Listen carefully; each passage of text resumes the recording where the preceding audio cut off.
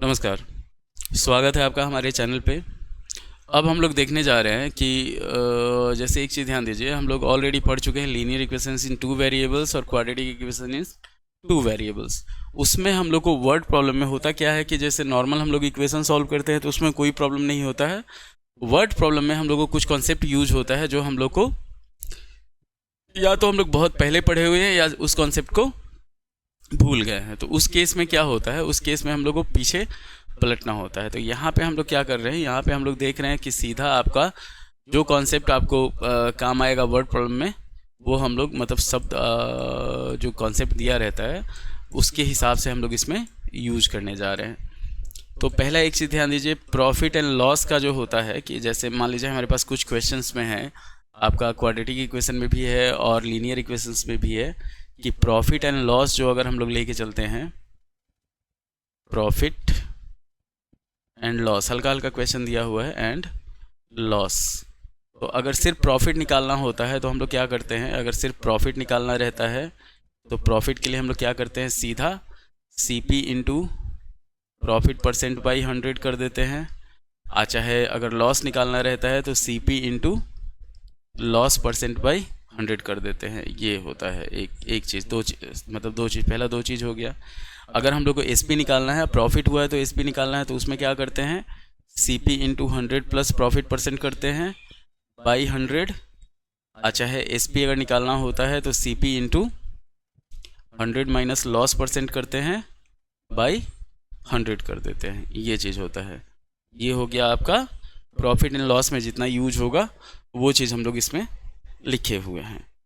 इसके बाद जैसे प्रॉफिट एंड लॉस हो गया, फिर आते हैं हम लोग मेन टाइम एंड डिस्टेंस पे। तो टाइम एंड डिस्टेंस में क्या होता है कि जनरल फार्मूला हमारे पास जो होता है, टाइम एंड डिस्टेंस का जो फार्मूला सब होता है, टाइम एंड डिस्टेंस सबको पता रहता है। ये 8 तक आप पढ़े हुए रहते हैं। डिस्टेंस, इसमें क्या होता है कि डिस्टेंस जो होता है वो होता है स्पीड इनटू टाइम। स्पीड जो होता है वो होता है डिस्टेंस बाई टाइम। चाहे टाइम जो होता है वो हो जाता है हमारे पास डिस्टेंस बाई स्पीड। अब इसी में क्या आता है, ये तो जनरल फार्मूला है, बेसिक फार्मूला है, अगर इसको हम लोग यूज़ करते हैं तो। और इसके बाद क्या होता है, इसके बाद होता है हमारे पास कि सेम डायरेक्शन और अपोजिट डायरेक्शन, उसको कहा जाता है आपका रिलेटिव स्पीड। हाँ, रिलेटिव स्पीड कहा जाता है कि अगर दो यहाँ पे दो पॉइंट है, दो डिस्टेंस ए और बी, दो पॉइंट दिया हुआ है जिसका डिस्टेंस मान लेते हैं ये है। तो अगर यहाँ से एक कोई x किलोमीटर पर आवर के हिसाब से चल रहा है और यहाँ से y किलोमीटर पर आवर के हिसाब से चल रहा है, इतना ध्यान दीजिएगा। तो अगर दोनों सेम डायरेक्शन में बढ़ेगा मतलब क्या होगा कि एक इधर बढ़ेगा, एक इधर बढ़ेगा। तो इस केस में क्या होगा, x is always greater than y होगा। और यहाँ पे हमारे पास रिलेटिव स्पीड जो हो जाएगा वो हो जाएगा हमारे पास x माइनस वाई। कैसे कि पीछे वाला तेज चलेगा तभी आगे वाले को पकड़ पाएगा। तो यहाँ पे relative speed x minus Y हो जाता है अगर दोनों सेम डायरेक्शन में चलता है, मतलब अपोजिट डायरेक्शन में चलता है। एक इधर से इधर चलता है, एक इधर से इधर चलता है। अच्छा, एक पॉइंट से स्टार्ट करके एक इधर चलता है और एक इधर चलता है। तो इस केस में क्या होता है, रिलेटिव स्पीड जो होता है वो हो जाता है हमारे पास x प्लस वाई। ये सिर्फ स्पीड डिसाइड करने के लिए होता है। उसके बाद हम लोग ये जनरल फार्मूला जो होता है, distance is equal to speed into time, speed is equal to distance by time, और time is equal to distance by speed करते हैं।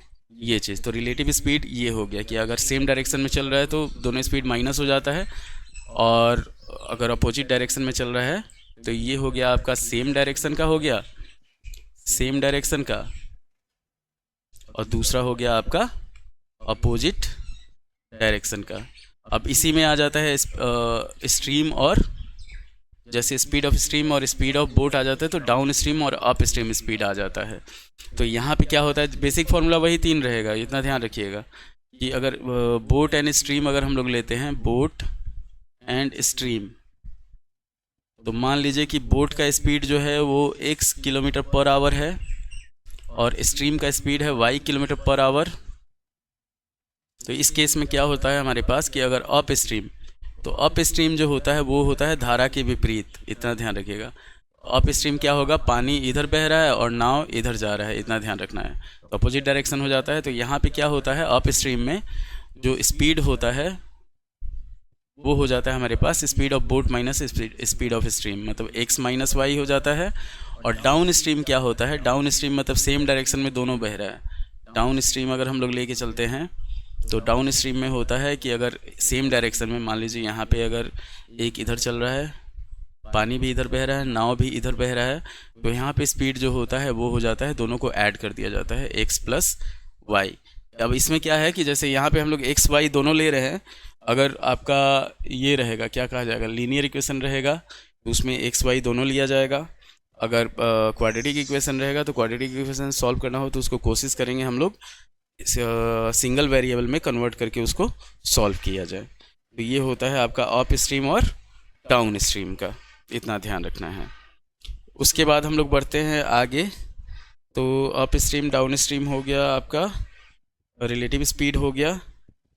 फिर एक चीज़ आता है आपका 2 डिजिट नंबर वाला, टाइम एंड डिस्टेंस हो गया, टाइम एंड, हाँ टाइम एंड वर्क अगर लेके चलते हैं हम लोग, टाइम एंड वर्क और भी थोड़ा सा कॉम्प्लेक्स हो जाता है कि टाइम एंड वर्क अगर आपको देखना हो, टाइम एंड वर्क, तो टाइम एंड वर्क जो होता है ये होता है हमारे पास कि अगर मान लीजिए ए है, बी है, ए किसी काम को x डेज में कर रहा है, बी उसी काम को y डेज में कर रहा है, तो हम लोग को दोनों को निकालना हो कि दोनों मिल के उस काम को कितना दिन में करेगा। ए एंड बी बोथ मान लेते हैं, अगर दोनों साथ में मिल के उस काम को करता है तो इसमें क्या किया जाता है, हमेशा 1 डे वर्क निकाला जाता है। तो ये हो जाता है 1/x, ये हो जाता है 1/y। अब यहाँ पे क्या, इसको मान लेते हैं अगर ए डेज में कर रहा है दोनों साथ में मिलके, तो 1 डे वर्क जो होता है वो 1/a हो जाएगा।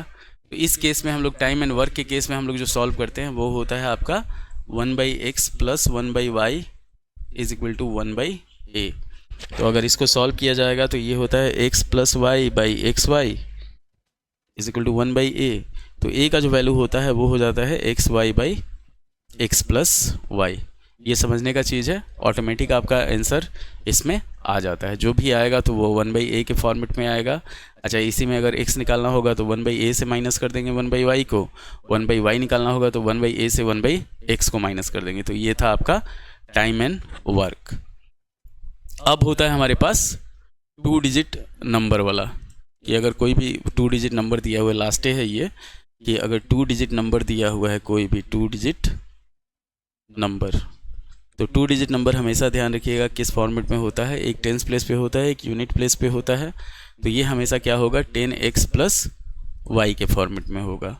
अगर इसी का रिवर्स नंबर पूछ रहा है तो रिवर्स नंबर जो होगा वो हो जाएगा हमारे पास 10y प्लस x। जो यूनिट प्लेस का नंबर है वो टेंस प्लेस पे आ जाएगा, टेंस प्लेस का नंबर यूनिट प्लेस पे चला जाएगा।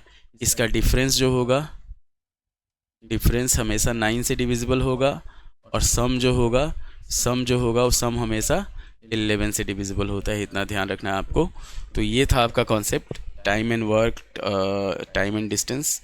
फिर हो गया आपका प्रॉफिट एंड लॉस, जो चीज़ हम लोग को सिंपल चीज़ यूज होगा इसमें, वो चीज़ जो क्वाड्रेटिक इक्वेशन और लीनियर इक्वेशन दोनों में ये यूज होता है, दोनों के वर्ड प्रॉब्लम में यूज होता है, वो चीज़ ध्यान रखना है आपको। उम्मीद है कि आपको ये वीडियो पसंद आएगा। ये सिंपल कॉन्सेप्ट था, ज़्यादा कुछ नहीं था, ये आपके वर्ड प्रॉब्लम में काम आएगा, लीनियर इक्वेशन इन 2 वेरिएबल्स में और क्वाड्रेटिक इक्वेशन में। उम्मीद है कि आपको वीडियो पसंद आया होगा। लाइक कीजिएगा, शेयर कीजिएगा, सब्सक्राइब कीजिएगा, अपने दोस्तों को हमारे चैनल के बारे में बताइए, और धन्यवाद।